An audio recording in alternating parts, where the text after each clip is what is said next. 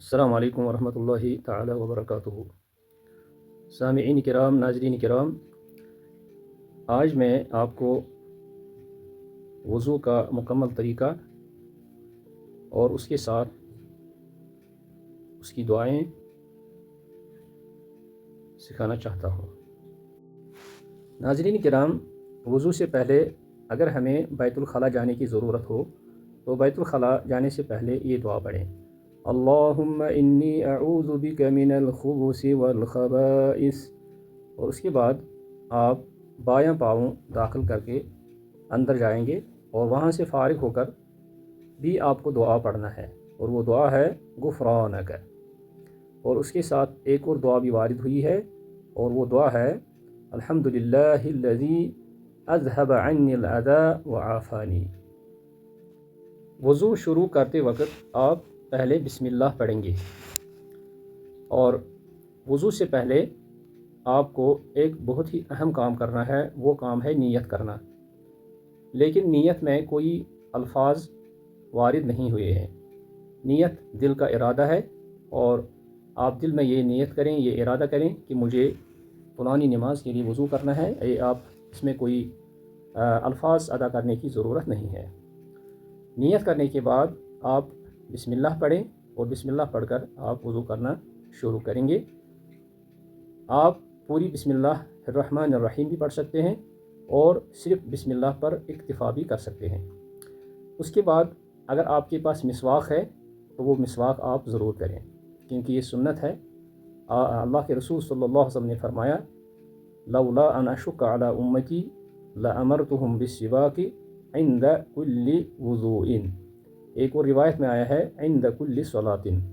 اس لیے وضو سے پہلے، نیت کے بعد سب سے پہلے آپ کو مسواک کرنا چاہیے، اور اس کے بعد دونوں ہاتھوں کو آپ کلائیوں تک 3 دفعہ دھوئیں، اور اس کے ساتھ ساتھ آپ انگلیوں کا خلال بھی کریں۔ یعنی ہاتھ دھوتے وقت آپ مکمل اپنے دونوں ہاتھوں کو کلائیوں تک دھوئیں گے، اور اس میں کوئی جگہ خشک رہنے نہ پائے۔ اس کے بعد آپ 3 دفعہ کلی کریں، یعنی منہ میں پانی ڈال کر آپ منہ کو دھو سکتے ہیں، دانتوں پر رگڑ دے سکتے ہیں، کلی کر سکتے ہیں۔ پھر 3 مرتبہ کلی کریں گے، منہ میں پانی بھریں گے، منہ کو صاف کریں گے، اور دانتوں پر رگڑ دے کر آپ مکمل طور پر اپنے منہ کو صاف کریں گے۔ اور اس کے بعد آپ 3 دفعہ ناک میں پانی ڈال کر بہت ہی مبالغہ آمیزی کے ساتھ آپ اپنی ناک کو صاف کریں گے، اور 3 مرتبہ اس کو جھاڑیں گے۔ اور اس کے بعد پھر 3 مرتبہ آپ اپنے چہرے کو دھوئیں گے۔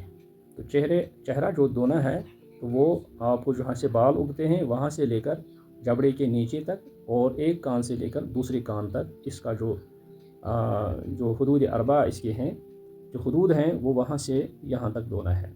یعنی آپ جہاں سے بال اگتے ہیں وہاں سے لے کر جبڑے کے نیچے تک، یعنی جو ٹھوڑی ہے اس کے نیچے، اور اس کان سے دائیں کان کی جو لو ہوتی ہے یا شروعات ہوتی ہے وہاں سے لے کر دوسرے کان تک مکمل حصہ آپ کو چہرے میں 3 مرتبہ دھونا ہے۔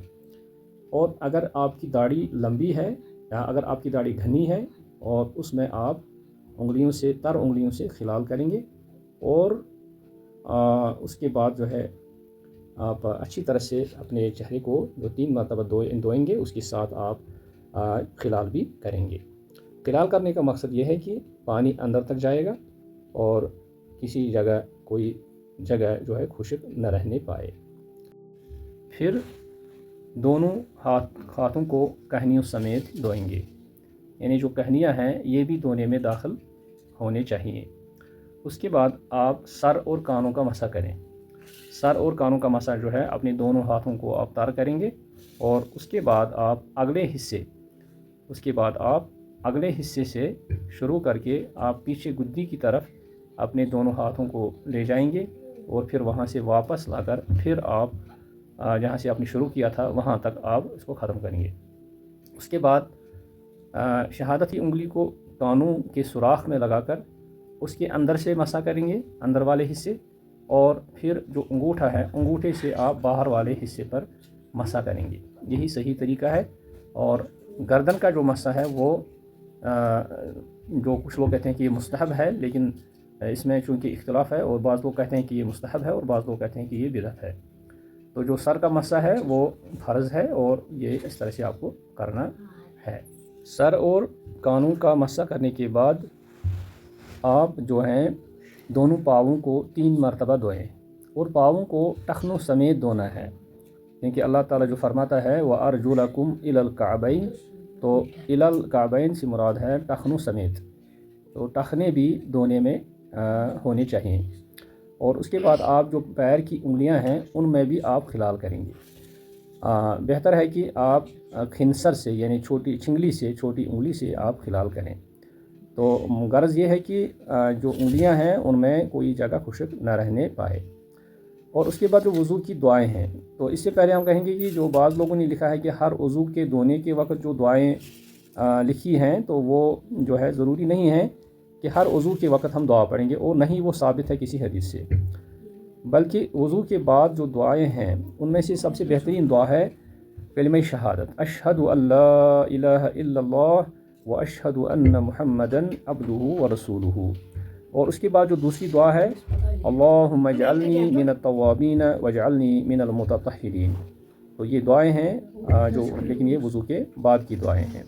دوران وضو جو ہیں کوئی دعا نہیں ہے سوائے اس کے کہ ہم بسم اللہ پڑھیں۔ بسم اللہ پڑھ کر ہم وضو شروع کریں، اور جو دوران وضو ہے کوئی دعا ثابت نہیں ہے، بلکہ وضو کے بعد جو ہیں یہ جو دو دعائیں ہیں ثابت ہیں۔